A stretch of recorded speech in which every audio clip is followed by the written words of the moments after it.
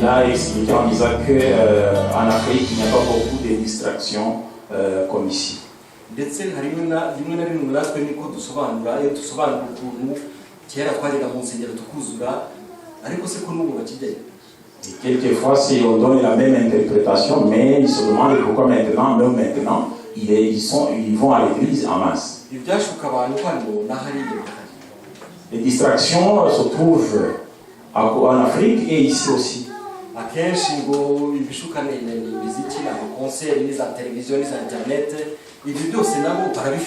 Ces distractions, ce sont les musiques, ce sont les concerts, ce sont des quoi, et ça se trouve ici comme ça se trouve aussi de là-bas. ubwo nari wacu mu giturage mu birometero 90 uva za Kigali nakurikiranaga ibiganiro byanyu hano kuri WhatsApp bicikacika ngo ukuntu tugomba kurya inyama tutarya inyama. Chez lui au village à 90 km de Kigali, il suivait nos activités ici, surtout lorsqu'il y avait des échanges concernant la viande. Nari mfite connexion haute vitesse na hano. Il avait la connexion à haute vitesse comme ici. Pour dire que le développement est là aussi.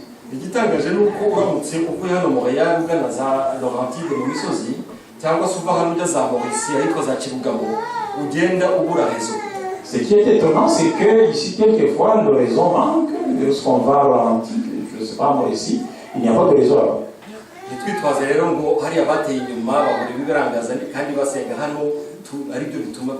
Ne pensez pas que là-bas, ils sont encore dans le sous-développement, ce n'est pas vrai, parce que le développement est là aussi.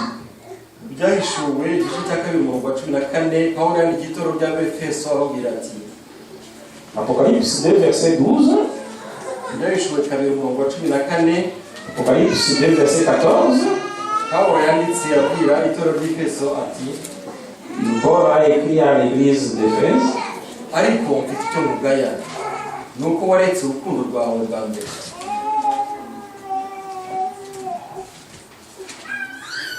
Ariko mfite icyo mugaya nuko waretse urukundo rwawe bwa mbere. Apocalypse chapitre 2 verset 14. Il est écrit: cependant, j'ai quelques reproches à te faire. Toi, chez toi,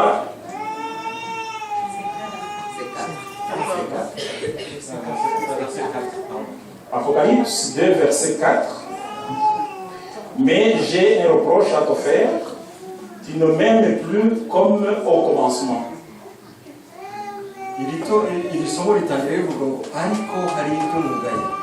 Le verset commence avec « mais j'ai des reproches ». Lorsqu'on commence avec « mais », c'est-à-dire qu'il y a quelque chose qui ne va pas.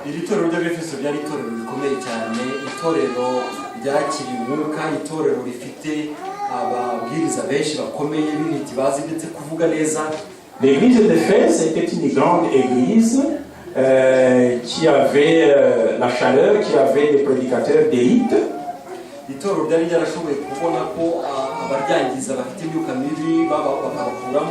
Qui avait trouvé que les gens qui détruisaient l'église étaient mis dehors. Il y avait beaucoup de choses qui étaient appréciables dans cette église. Mais malheureusement, il n'avait pas encore l'amour d'avant.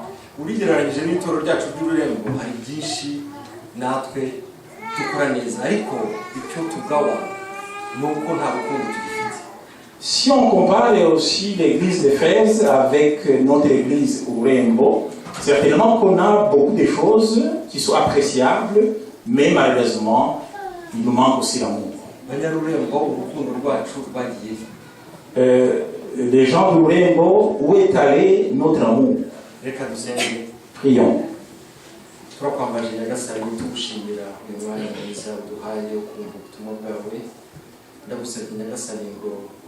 uheze abamarayika na Satani bari hano, uheze umwuka mubi hano, uze wiganze muri itorero kugira ngo ibivugwa hano bituruke kuri wowe kandi bitugire akamaro.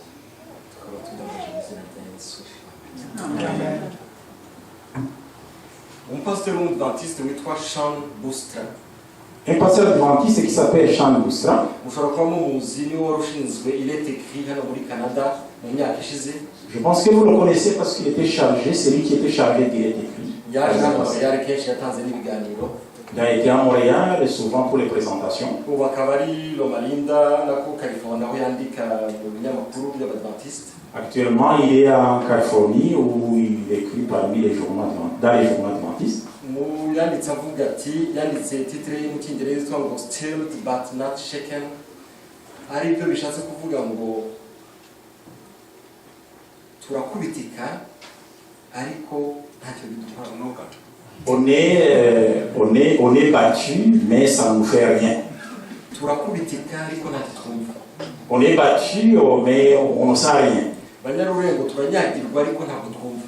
Les gens de Lourenbo, il y a beaucoup de bruit qui tombent sur nous autres, mais on ne sait pas ça. Yabivuga kurikije ibintu byari bimaze iminsi bibaho muri 2010 hari harabayeho imitingito ikomeye muri Japani bikurikije na tsunami muri Haiti abantu benshi barapfuye. Il disait cela parce que dans les années 2010-2011, il y a eu beaucoup de problèmes au Japon, des tsunamis, beaucoup de gens sont morts. Agendeye no kuri biriya byabaye muri États-Unis attentat yo muri 1911 bari bakunze kwita 9/11. On se réfère sur les attentats des États-Unis du 11 septembre. On se réfère aussi au problème du Rwanda de 1994. Lorsque ces choses arrivent, les gens vont dans l'église.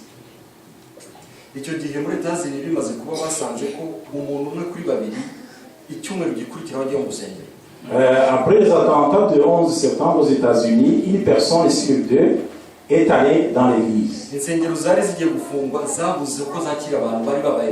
Les églises qui allaient fermer, maintenant, ont eu beaucoup de clients. Beaucoup de gens se sont convertis. Mais pendant combien de temps? Après 2 mois maintenant, c'était la rechute. Ça retournait comme ce qu'il a. Les problèmes nous arrivent, mais après on oublie.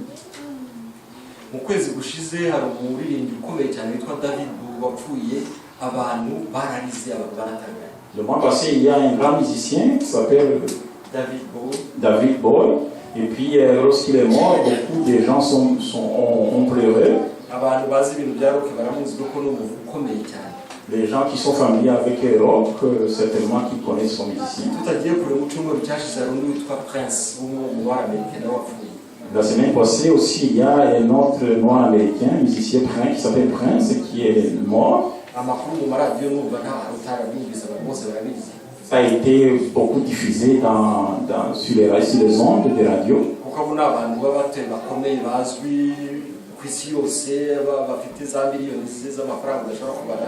Parce que ce sont des acteurs internationaux qui ont beaucoup d'argent, des millions.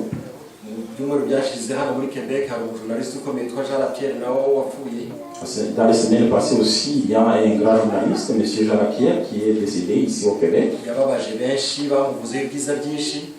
Beaucoup de gens ont pleuré pour lui.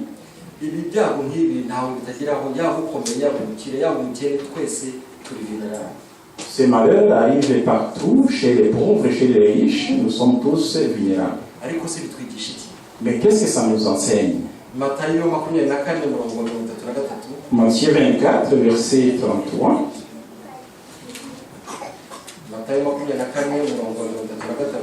Matthieu 24, verset 33.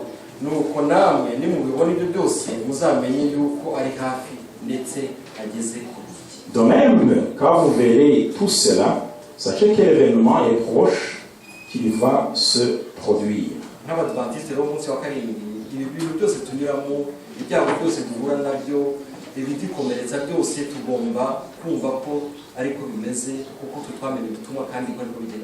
Comme des adventistes du 7e jour, tout ce qui nous blesse, nous devons comprendre que c'est normal, ça doit être comme ça, mais nous devons rester fermes. L'église de Urembo, on est battu, mais on ne sent rien. urebye ubutumwa bumaze iminsi bwikusanya hano hashize amezi 3 usanga butureba cyane. Il y a plusieurs messages qui se donnent ici et qui nous regardent beaucoup. Ababwiriza benshi nubwo bataba batumyeho babuzi ibibazo turimo bakaza batubwira ibyo dukeneye kumva. Beaucoup de prédicateurs qui viennent ici, ils touchent à ce que nous sentons tous les jours. Kugira ukuri, avoir la vérité, kugira urukundo, avoir l'amour, kwicisha bugufi, avoir l'humilité, kubana neza n'abavandimwe, avoir de bonnes relations, kubana na famille, avoir de bonnes relations familiales, n'ibindi, etc. Ese twaba dufite indwara tutazi? Peut-être que nous sommes malades et nous ne connaissons pas notre maladie. Iyo umuntu abwiwe kabiri gatatu mbese nitwumva? Est-ce que lorsqu'on vous parle 2-3 fois, est-ce qu'on n'écoute pas? Uyu munsi ndashaka ko dukora umwitozo wo kuba abaganga. Aujourd'hui, je veux qu'on fasse un exercice médical. Abantu benshi bafite notion z'uko abaganga bakora. Beaucoup de gens ont des notions médicales. Iyo umuntu arwaye yumva ari faible ajya kwa muganga. Quelqu'un qui est malade, lorsque quelque chose se sent faible, il va voir le médecin. Yagiye bwa mbere ntabwo bahita bamukubita za antibiotiques ahubwo babanza kumusuzuma. Lorsqu'il arrive chez le médecin, on ne lui donne pas directement des antibiotiques, mais on fait d'abord la diagnostic. Hari icyitwa thermomètre. Il y a le thermomètre là-bas. Bamuha thermomètre bakareba umuriro. Donc on utilise le thermomètre pour connaître sa température. Abaganga bashobora kuba bizi ni thermomètre digitale yo ntabwo ari nka twatunduriye bukagira gutya. Ce sont des thermomètres digitales. Iyo yari kubitaho gutya ukashyira mu burimi cyangwa se inyuma noneho ukareba température yanditseho. C'est très moderne, la température s'affiche là-bas directement, on n'a pas besoin de regarder comme ça. Hari akandi bambara kitwa stethoscope wumva ukuntu ibihaha bitera n'iki. Il y a aussi stéthoscope qu'on utilise pour voir le fonctionnement des poumons. Il a cherché, il n'a pas trouvé, mais il a trouvé ça, c'est le brassard. Avec le brassard, c'est pour voir la tension de la personne.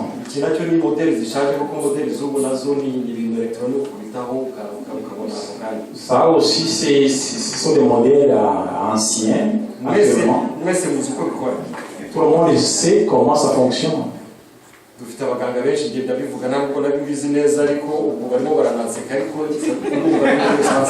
Il y a beaucoup d'infirmiers peut-être qui s'étonnent de ce que je suis en train de faire.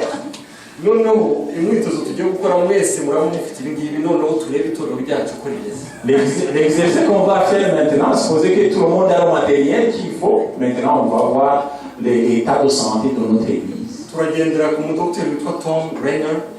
On va se référer au docteur Tom Blender. Usura amatorero menshi ku isi akareba ibibazo arwaye noneho akareba uko yabaha umuti. C'est un consultant qui visite beaucoup d'églises pour voir les problèmes et chercher les remèdes. Sinzi niba ari umudivantiste cyangwa atari umudivantiste wavuga ko ari amatorero yose amatorero kuko burya ahuje ibibazo. Il ne sait pas si c'était l'adventiste ou pas, mais ce qu'il sait, c'est que les églises ont des problèmes communs.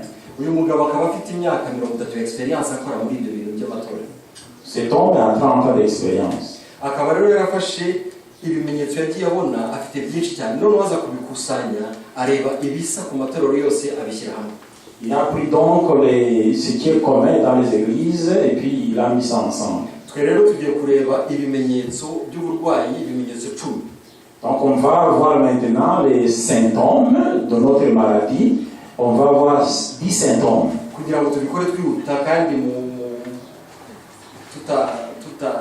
ntababajije ngo muhaguruke. Alors on va faire l'exercice rapidement. Ndajya bagezaho ikimenyetso noneho mbabaze niba icyo kimenyetso kiri hano iwacu. Donc il va donner le symptôme et puis il va demander si on a ces symptômes ici aussi à Orlando. Ndasaba François cyangwa undi arabara vuba abantu noneho yandike umubare wa yego cyangwa ya noneho inyuma tuze guteranya turebe uko twakora. Il demande à François de se mettre debout pour compter, voir oui ou non. pour voir l'état de santé de notre Église. ntabwo bikomeye turihuta muri ibi ngibi. Ce n'est pas difficile, on va essayer d'y aller rapidement. Ikimenyetso cya mbere, Premier symptôme. iyo nita ikimenyetso no kuvuga ngo ni ikintu kigana ku burwayi ntibibarushye murahita musubiza ati abayobozi b'itorero ntibitabira inama z'itorero baba batumiwemo, umurava n'umuhati bahoranye ntawo bagifite. Hano turavuga abantu bose baba baratorewe imirimo mu rusengero. Les dirigeants de l'Église ne participent pas aux réunions quotidiennes.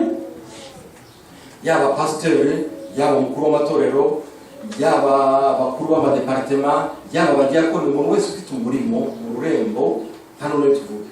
On parle du pasteur, des directeurs, des chefs de département, voire même des diacres et diaconesses. Urugero, hari amanama menshi y'amatorero hano ku rurembo mbarimo, ariko nta na rimwe nzi twari kuzura umubare w'abatumiwe. Niba turi 12 haraza 6, 7, hari igihe ndetse dusubika inama kuko abantu babuze.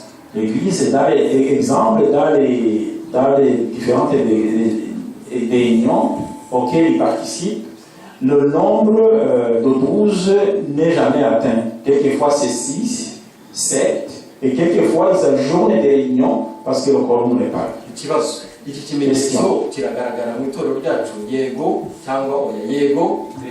Est-ce que nous avons ce symptôme?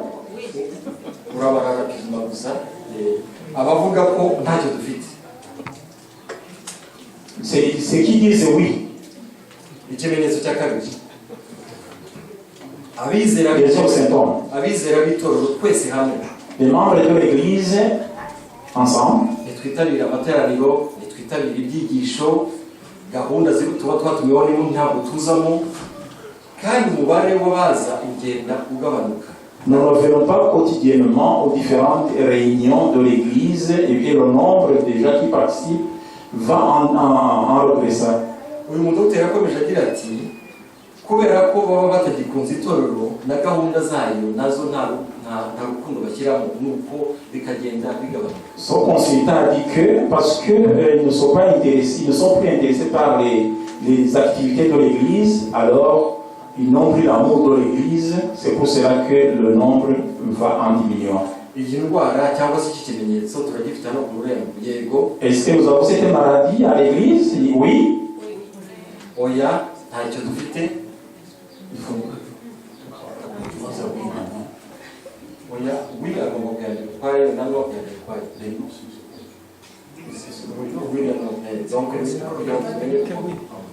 En fait, ndabaza abavuga wini gutya no nabo bashyire hejuru. Ikimenyetso cya gatatu, troisième symptôme, iki kimenyetso yavuze ko atari ikimenyetso gikomeye, ariko kuko yagisanze mu matorero menshi yagishyize muri ibi 10 abona ko ari ingenzi. Ce n'est pas un grand symptôme, mais il a retrouvé ça dans plusieurs églises. Muri ibyo bimenyetso hari ibyishimo bike mu guhimbaza Imana mu ndirimbo. On n'est pas joyeux dans l'adoration avec les chants, donc les louanges. Yavuze ko itorero rifite ubushyuhe, itorero ryakiriye Yesu ubibona iyo ureba abantu baririmba. L'église qui a accepté Jésus maintenant, on remarque lorsque les membres chantent. Ese iki kimenyetso turagifite mu itorero ry'ururembo? Yego. Est-ce que nous avons cette maladie? Oui. Oya. Non. Biroroshye gusubiza yego cyangwa oya, ntawe ubareba yego cyangwa yego. Turaza kureba noneho ibimenyetso dufite, turebe niba turwaye koko. Ikimenyetso cya kane, quatrième symptôme, imbuto nke z'amavuna. C'est-à-dire les peu de fruits dans l'évangélisation. Ngo ubundi itorero rizima, l'église qui fonctionne bien, ryunguka umuntu umwe ku bantu 20 gagne une personne sur 20 mu mwaka par an. Ubwo turi 80 niko tuvuga.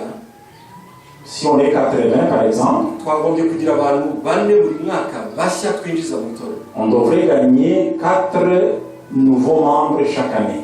Iki kimenyetso turagifite ku rurembo. Est-ce que nous avons ce signe à Urembo? Ni bizima ntacyo dufite se. C'est bon, on n'a pas la maladie? biroroshye dukomeze ku kimenyetso cya gatandatu. Cinquième symptôme. Itorero rirwaye Cinquième. Non, cinquième. c'est sixième. Sixième. Cinquième c'est ah non ni byo ni cinquième nari nsimbuze. Noneho ikimenyetso cya gatanu bavuga ati umusaruro muke muri communauté ahantu dutuye itorero ubundi kugira ngo rigaragare ko rikomeye riba rifite ibikorwa rizwi aho riba. Le rendement est démontré par les différentes activités. Kandi ibi ni byo ku bantu basize mu matorero muza ahantu usanga itorero rifite ibintu bizwi bishamikiyeho. Remarquez que la reconnaissance de l'Église est là lorsqu'il y a des activités, par exemple des hôpitaux, des églises, ainsi de suite. Différentes activités qui d'évangélisation. Qui attirent les gens dans l'Église. Nous avons cela, oui.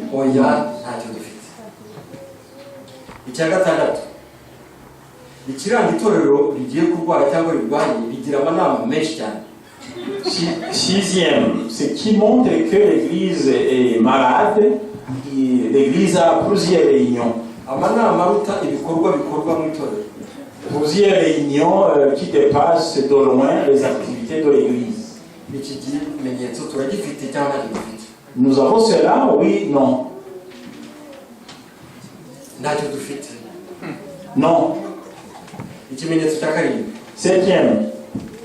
Muri izo nama kenshi zibaho habamo guterana amagambo kuvuga nabi kuvuga kuzamura ijwi. Dans ces réunions, il y a toujours des échanges de paroles, quelquefois bizarres. Est-ce que nous avons cela? Ku buryo n'ufite igitekerezo cyiza abura uko agitambutsa kuko haba hari impande zitumvikana kubera nyine uburakari n'umujinya bazanye muri iyo nama. De façon que quelqu'un qui a une bonne idée ne parvient pas à l'avancer parce que il y a des antagonistes dans ces réunions. Nous avons cela à Urembo, oui, non. Non. Il y a un nom là-bas.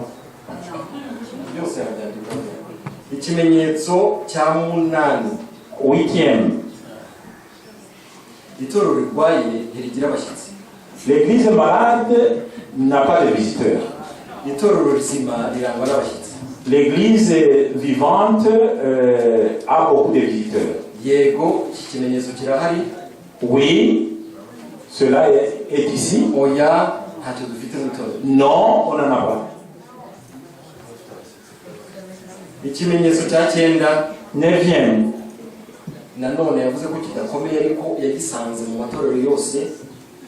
Ce n'est pas difficile, mais il a retrouvé ça dans plusieurs églises. Beaucoup de discussions concernant les louanges, les chants de louanges. Beaucoup d'églises ont un système qu'on ne change pas. Donc les nouvelles idées de louange n'entrent jamais. Ne percent pas. Nous avons cela ici. Non, nous n'en avons pas. Dixième.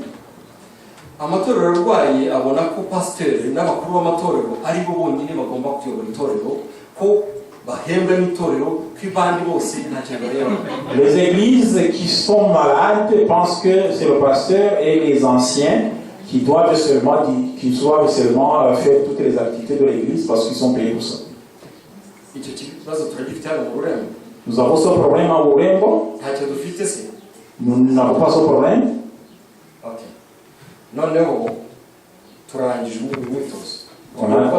On a terminé l'exercice.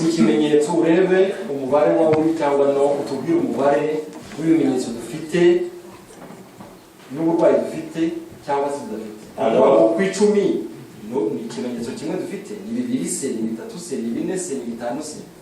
alors François Ragazé va nous aider à interpréter l'exercice qu'on vient de faire. ndababwira iri bari ariko bivana n'abatoye kuko hariho benshi batatoye. Il va donner les chiffres qu'il a reçus. Ikimenyetso cya mbere abavuze yuko dufise icyo kibazo ni 9, nta n'umwe yabonetse avuga yuko tudafise icyo kibazo. La première maladie, il y a 9 personnes qui ont dit qu'on a cette maladie et 0 personnes qui a dit qu'on a.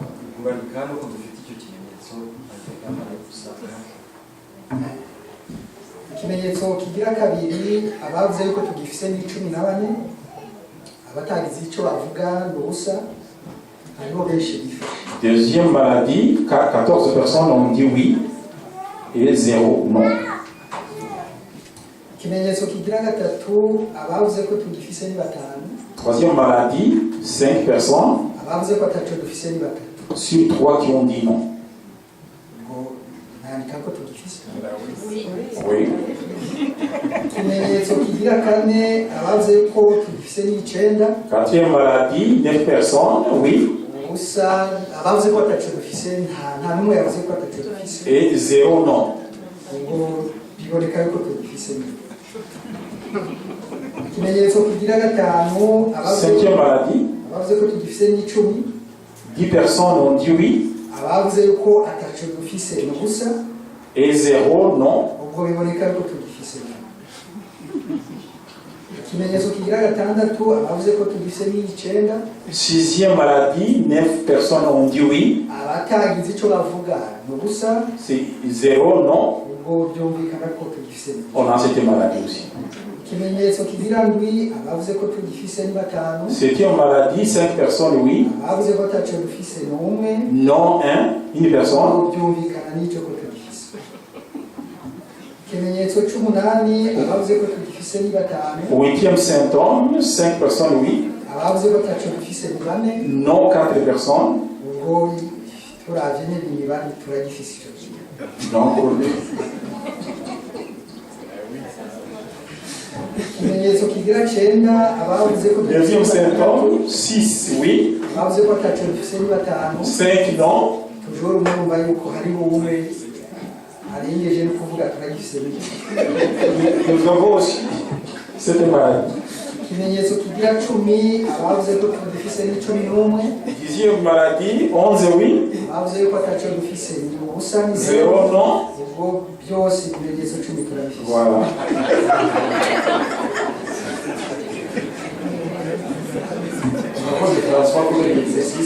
Merci François pour l'exercice. Ibi rero ni ibimenyetso twafashe bimwe bita ngo signe vito iyo ugiye kwinjira kwa muganga mbere yo kujya kureba docteur. Voilà, donc ce sont les signes vitaux qu'on prend souvent, qu'on prend quotidiennement avant de voir le médecin. Banyarurembo ndababwira ko ibi bintu bimeze nabi n'ukuri. Alors, chers amis de Rurembo, je vous dis que les choses n'avancent pas. Urebye hari nk'ibimenyetso bitatu abenshi twenda guhurizaho ko ari byo cyangwa si byo, ariko ibindi harimo marge nini cyane. Il y a seulement trois symptômes où la marge est petite, mais les autres, la marge est très grande. Iyi ni exercice ariko isa nk'umukino, ariko uyu mudokiteri nibyo agenderaho kugira ngo yevaluize ibiza, kandi imyaka 30 amaze akora yasanze ibintu bifite akamaro. C'est un système d'évaluation qui semble simple, mais depuis 30 ans, c'est ce système qu'il utilise pour faire l'évaluation. Dore rero uko abivuga. Voici ce qu'il dit. Itoro rifite ibimenyetso kimwe cyangwa se bibiri muri ibi twavuze bigaragara ko babifite. Une église qui a une ou deux symptômes.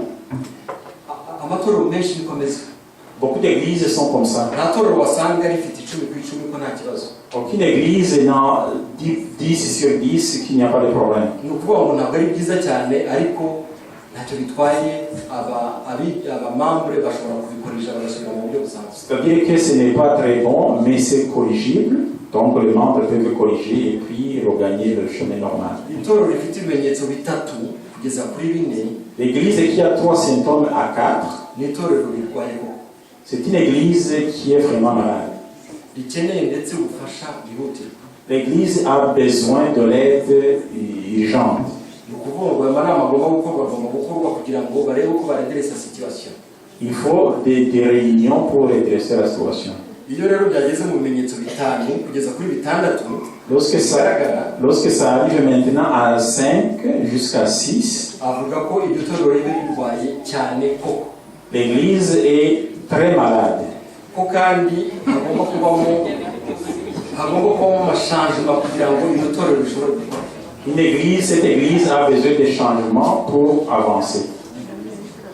Noneho iyo byageze kuri ibimenyetso birindwi kugeza ku 10 biri mu itorero, Lorsque ça arrive, une église à 7 jusqu'à 10 symptômes, avuga ko itorero rishobora kuzima burundu mu myaka 5 kugeza ku 10.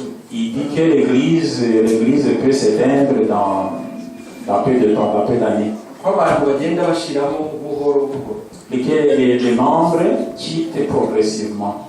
kandi ko iyo byageze gutyo abamambure cyangwa muri iryo torero ubwabo ntabwo bashobora kubikiza.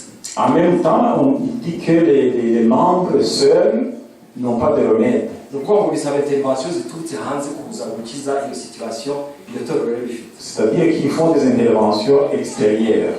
kandi rero iyo intervention igomba kwihutirwa kugira ngo bitazageraho bigera gutyo. Et ce genre d'intervention, ça doit être vraiment très vite. abashobora gukiza ibyo rero saba abadogiteri tumaze kuvuga.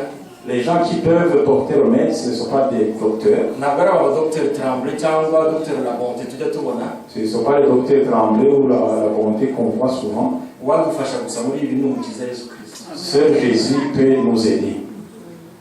dusoma muri Mariko igice cya 10 umurongo wa 47 Mariko 52 Mariko 10, versets 47 à 52. Nihagarariye igiye kurangiza. Mariko igice cya 10 umurongo wa 52 ni igitekerezo cy'impumyi wa Ruteromayi muramuzi mwese. Yumvise ko Yesu w'i Nazareti ari uje, ahera ko arataka ati, Yesu mwene Dawidi mbabarira. Abantu benshi baramucyaha ngo ahore, ariko arushaho gutaka ati, mwene Dawidi mbabarira. Yesu arahagarara arababwira ati, nimumuhamagare. Bahamagara impumyi, barayibwira iti, humura, haguruka, araguhamagara. Nayo itaba umwana wayo irabaduka yegera Yesu. Yesu arayibwira iti, urashaka ko mugirira nte? Iyo mpumyi iramusubiza iti, mwigisha, ndashaka guhumuka. Yesu arayibwira ati, igendere, kwizera kwawe kurakijije. Uwo mwanya arahaguruka amukurikira mu nzira. Turumuganga dukeneye n'ubundi. Voilà le médecin qu'on a besoin. Iyi situation turimo ntabwo twebwe ubwacu twabishobora. Dans la situation où nous sommes incapables. Ari nazo impamvu interuro yanjye yaganishaga muri iyi ntabwo nayisomye yitwa ngo umwambari w'umwana agenda nkase. C'est pour cela que le titre nous dit que c'est lui qui est un enfant qui essaie d'imiter son père finit par être comme lui. Ubwo nibwo tugitangira rero. Voilà, nous venons maintenant de commencer. Ndabona barambiwe mwihangane ntabwo bitinda. Soyez patients, on va bientôt, ça ne sera pas long. Umwambari w'umwana agenda nkase. Un enfant qui imite son père finit à faire comme lui. Uyu ni umugani w'ikinyarwanda udakeneye gusobanura.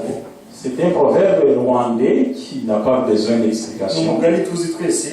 Tout le monde connaît son proverbe. Ndetse n'isomo badusomeye rirabisobanura neza. Même le verset initial explique bien cela. Isomo badusomeye mu Efeso 5 umurongo wa 1 kugeza kwa 2. Turasoma gusa igice cya mbere. Nuko mwiganye Imana nk'abana bakunda. Kandi mugendere mu rukundo nk'uko Kristo yadukunze akatwitangira kuba ituro n'igitambo cy'Imana nk'ubuvumura neza. On nous dit donc sur le verset Éphésiens d'essayer d'imiter le Christ, notre Seigneur. Ndabizi mwagiye mukurikirana kuri za televiziyo cyangwa kuri internet mu Rwanda iyo habaye ego bita ngo Miss Rwanda. Je sais que vous suivez les émissions, les télévisions lorsqu'il y a les événements de Miss Rwanda. Miss Rwanda ni ibintu bihuza abantu benshi ndetse bashaka gutora umukobwa mwiza mu gihugu. C'est une activité auquel plusieurs personnes participent lorsqu'on essaie de voir la belle la belle-fille du pays. ntabwo ari ubwiza gusa bareba ahubwo barakomeza bakababaza ibibazo byinshi. Ikibazo cyanangaje bakunda kubabaza barabwira bati wowe modeli wawe ninde? Et on ne voit pas seulement la beauté extérieure, mais aussi la beauté intellectuelle, parce qu'il y a plusieurs questions qu'on pose. La question qui a étonné M. Charles, c'est qu'on demande souvent à cette fille la personne modèle, la personne à qui cette personne se réfère. Abenshi uko nabyumvise bakunda kuvuga baravuga ndashaka kumera nka first lady. Beaucoup de filles disent qu'ils cherchent à être comme la première dame. Abandi bati turashaka kumera nka muzehe perezida niwe ufite ibitekerezo nshaka kumera nkawe. D'autres disent que bon, elles cherchent à être comme le président, donc Kagame. Bake barakomeza bati ngewe nshaka kumera nk'ababyeyi banjye. D'autres disent, mais très peu, disent qu'elles cherchent à être comme les parents. Babonye abana bato iteka bashaka kumera nk'ababyeyi babo. Les petits-enfants toujours cherchent à être comme leur père. Bagakura bashaka kumera nk'ababyeyi babo. Et lorsqu'ils grandissent, ils cherchent toujours à être comme les parents. Ariko hari igihe biba bibi rero ababyeyi baba barabaye imbere y'abana babi ndetse ugasanga barabagira nabi ku buryo no mu mwana agira ati sinshaka kwitwa n'izina rya data, sinshaka kumumenya. Mais lorsque les parents ont maltraité les enfants, lorsque les enfants grandissent, quelquefois ils se rebellent contre les parents, ils disent bon, on ne veut même pas porter le nom de famille. Hano buri wese mubajije buri wese yambira histoire y'ukuntu yashaka gusa na se cyangwa yashaka kumera nka nyina. Je pense qu'ici tout le monde se souvient du passé lorsqu'il cherchait à être comme son père, ses parents. Buri wese ngewe ari nabo duhura naza ati cyangwa uri mwene muzehe umurage yasigiye bagaragara ako kanya. Quelquefois lorsqu'ils croisent les gens, ils disent bon, tu es le fils de Joseph parce qu'il a des symptômes, des signes de son père.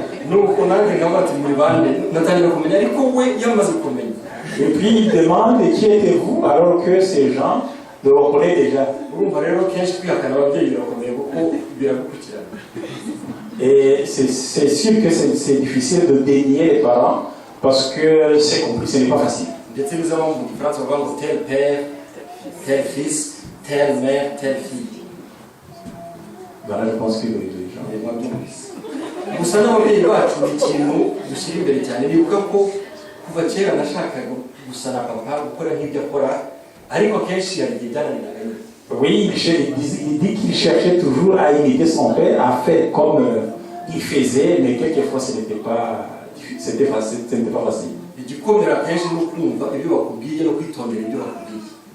Et ce qui est difficile, c'est écouter et puis respecter ce qu'ils disent.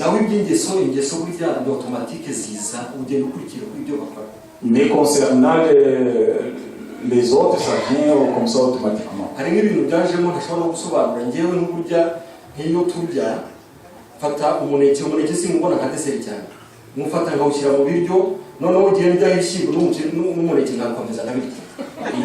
a des habitudes peut-être qu'il a copiées chez ses parents.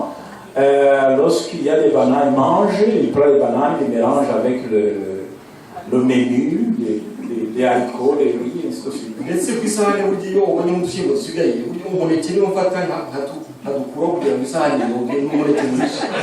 puis lorsqu'il y a peut-être les miettes de haricots qui restent là-bas, il les mélange avec les bananes. Ce qui est étonnant, c'est qu'il a trouvé aussi que dans les années passées, ses nièces aussi font la même chose. On ne peut pas expliquer, mais c'est comme ça. Lorsque tu es un enfant qui essaie de faire ce que les parents à la maison ils font. Il se souvient aussi un jour, il est allé à Goma au Zaïre avec son père. Ils ont laissé le véhicule à Gisenyi.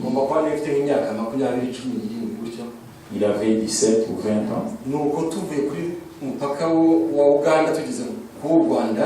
Et lorsqu'ils ont quitté la frontière d'Isaïe vers la frontière du Rwanda, y'icyuma ifunze. Il y a une milieu qui passe à côté, et puis il y a la route où il y a une barrière. Nakundaga urukiramende rero ubwo ndiruka ndasimbutse mu karwana. Comme il aimait sauter maintenant, il a couru et puis il a sauté la barrière. Umusirikare w'umunyarwanda aturuka hirya ati sha ibyo ni icyo ukoze. Et puis un militaire est venu, il a dit, qu'est-ce que tu as fait toi? Il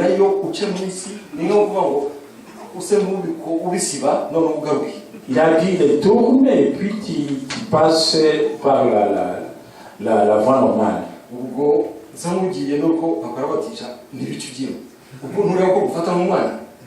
Et puis lorsqu'il tentait de retourner, il a dit non, son père a dit, qu'est-ce que tu vas faire? Tu ne vois pas qu'on te conseille comme un petit enfant.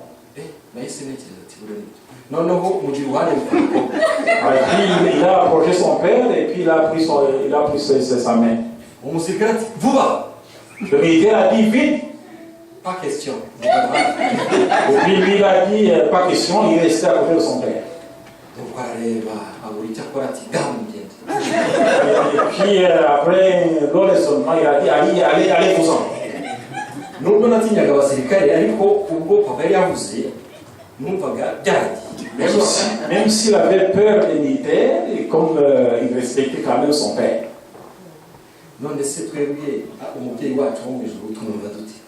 Et alors, nous autres, comment est-ce qu'on comprend notre Père Céleste?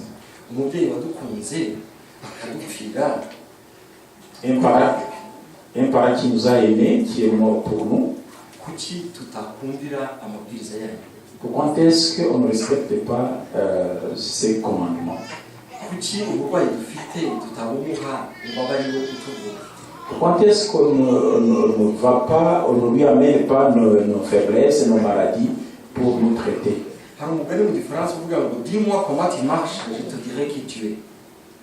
Alors, il y a un proverbe rwandais, français, il vous tugeze mu bihe bishyushye uzarebe nko kuri Sainte Catherine abantu benshi bagenda witegereje ubonamo abantu b'ubwoko bwinshi cyane. Nous sommes dans les moments chauds, par exemple à Sainte Catherine, lorsque on voit, on trouve beaucoup de gens très différents. Uzabona biruka, uzabona abagenda buhoro, uzabona abasa n'abahagaze, uzabona usa nk'ufite ibitekerezo wumiwe, uzabona usa nk'uwicaye. Ibi byose iyo bireba uhita utekereza situation y'umuntu. Là-bas, on trouve les gens qui sont contents, d'autres qui ne sont pas contents, d'autres qui courent, d'autres qui avancent lentement, d'autres qui ont raison. On trouve les gens qui sont dans des différents états.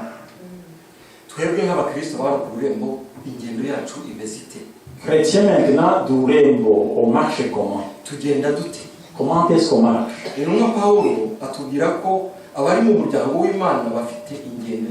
L'apôtre Paul nous dit que les membres de la famille de Dieu ont leur façon de marcher. Lorsqu'ils marchent, on les reconnaît.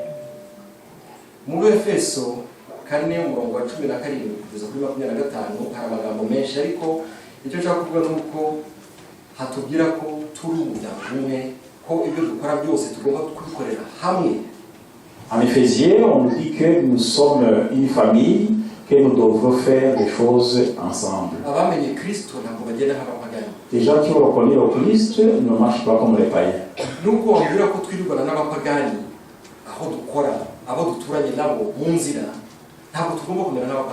Même si on est souvent avec les païens, donc les gens avec qui on travaille, les voisins, ainsi de suite, mais on devrait être différents.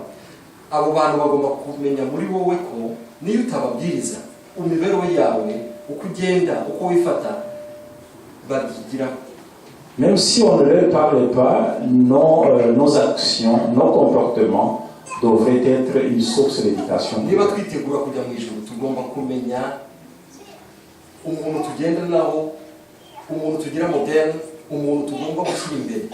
Si on avance vers le ciel, nous devons connaître la personne qui devrait être notre modèle.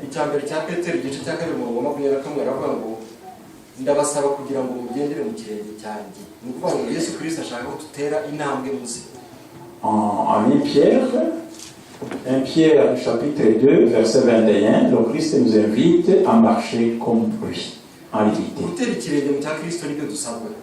Marcher comme le Christ, c'est ce qu'on nous demande. Mu yandi magambo ni ukugira umushyikirano udasanzwe na Kristo. En d'autres mots, c'est avoir une relation extraordinaire avec le niwe Christ. wenyine ushobora gukemura ibibazo dufite hano. C'est lui seul qui peut nous donner une solution à nos problèmes. Akantu ka nyuma gusa nshaka kugira ngo mbere kurangiza. La dernière chose, avant qu'il nous termine, Ngore twatangiye dutinze nabwo. excusez-moi, mais on a commencé aussi à retard. Ubwo nari mu ngaruka mva mu Rwanda. Lorsqu'il était de retour du Rwanda, Mumbabarire ngewe mbona ibintu byinshi de fois noneho batangira kubyibazaho. Hari ikintu cyafrapye ngeze muri Ethiopia ubwo twari dutegereje indege ikomeza hari nimugoroba. excuse-moi, lui c'était un observateur, il observe beaucoup de choses. Par exemple, lorsqu'il attendait l'avion en Éthiopie, à Addis Abeba. Aho Addis Abeba hari hashyushye hari mu masambiri za nimugoroba. Indege yagomba kugenda nka saa yine ni ukuvuga ngo niba ifite amasaha abiri muri salle d'attente abantu baricaye bidagadura. À Addis Abeba, il avait 2 heures d'attente, donc les gens étaient là-bas dans la salle d'attente en train de faire différentes activités. Abenshi bari bambaye amakabutura n'urusengero kuko hari hashyushye. Comme il faisait chaud, les gens étaient en kilote et à chandail. Icyantangaje naje kubona famiye y'abasore nka batatu n'abadamu babiri bari bambaye nk'uko twambara hano muri janvier igihe hari neige.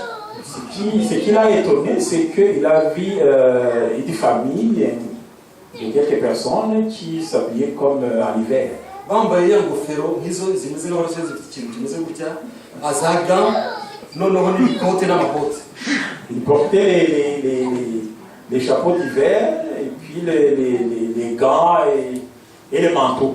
Abo bantu nabageze iruhande ndatangara ndahagarara ariko si nyine naje kubona akana k'agakobwa kahagaze iruhande kumwe katavuga yuko akareba abandi ugasanga ntabwo yumva ibyo bintu. Il s'est étonné, mais à côté de lui, il y avait aussi une fille qui était aussi dans l'étonnement, déjà habillée comme ça.